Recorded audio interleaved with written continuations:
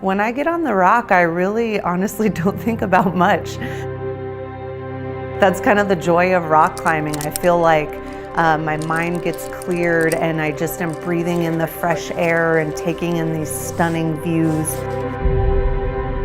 I lived on the coast for several years here in Oregon and found myself always vacationing to Central Oregon. And I was coming over here to climb, to snowboard, to mountain bike, do all these things outdoors. And then I finally realized that I could have these things on a daily basis and get to enjoy them as a part of my everyday life.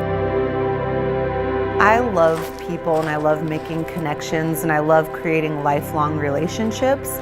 So for me, when I connect with a client, it's not just like a one-off, hey, nice to meet you, see you later after I get a deal done.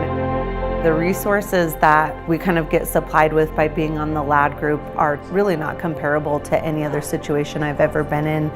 Brian really has his ear to the ground at all times, and he provides us with not just data that's available to the average Joe, but some really good insight on what the real estate is doing in our market.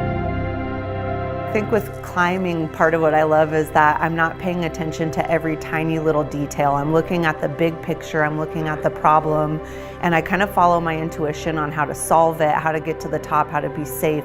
I think that ties into my real estate business as well. I don't, focus on every tiny little fire that's happening. I really take a step back, look at the big picture of, my clients' goals, their personality, and kind of approach it the same way with letting my intuition take place and then just kind of listening to, how everything's working and moving forward from there.